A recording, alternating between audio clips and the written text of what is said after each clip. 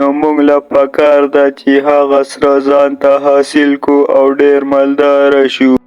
تاسونی شادو که دوستانو په دې کهانی ځان پوه کول غواړئ نو ویډیو تر اخره پورې وګورئ.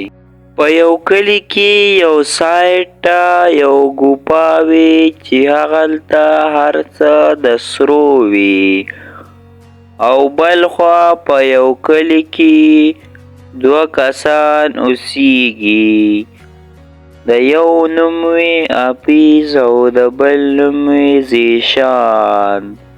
دا ډېر پاخه او خواږه ملګري وي. د ورکوټوالي نه تر وسه پورې ملګري وي. نو دا چې څه کارم کوي نو یو ځای کوي. نو دوی یو ورځ سوچ وکړو هلکه اپیزه ما نن یو سوچ وکړو. زه خبر شوی ما چې د دې کلي نه چې اخوا هغه بل کلی دی په هغې کې یو ګوپا ده او یو شادو دی پکې چې هر څه پکې د سرو وي. داره شو. نو زیشان ورته وایي هلکه دا سوچ دې هم ښه کړی دی ښه په دې کې زموږ د کامیابۍ 100% چانس دی چې موږ به لاړ شو هغه ګوپا ته ځان ته به سونه راوړو. موږ له پکار دی چې روان شو. نو په دې ساعت کې دغه دواړه ملګري روان شي او سفر ډېر وکړي. نو په دغه وخت کې وله په یو کلي کې سړی مخې له راشي. نو اپیز ترې تپوس وکړي هلکه دلته کوم ځای ګوپا ده هغه شادو چې دی پکې؟ ولې ملګریه ته په دې ګوپا څه کوې؟ هغه خو ډېره خطرناکه ګوپا ده. هغلته چې څوک هم یو ځل تللی دي نو واپس ترې نه دی راغلی. ای به هغه کې ستا څه کار دی خو موږ ته صرف ګوپا لار سیده که موږ ځو. موږ هغه ګوپا ته نه ځو موږ هغلته بل ځای کې ته ځو خو موږ ته صرف په هغه طرف لار سیده که. هلکه داسې چې لاړی نو د ګلشن ډېرو په لار به سیده پورته لاړ شې. خو زه درته یو ځل بیا هم چې هغلته څوک تللی دي نو واپس ترې نه دی راغلی او نوره ستا خوښه ده.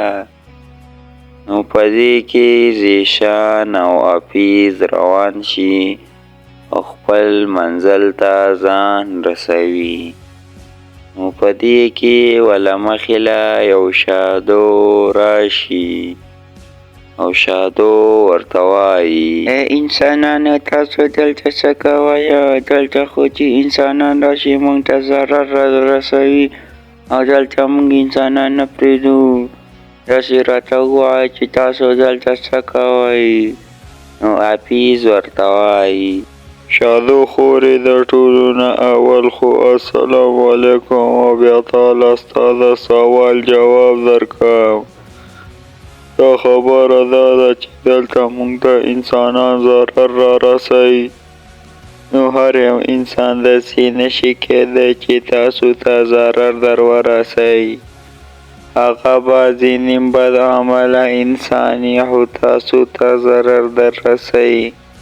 تاسو په هر انسان داسې شک مه کوئ چې دا به موږ ته ضرر را ورسوي او موږ ستاسو د ضرر دپاره نه یو پیدا شوي.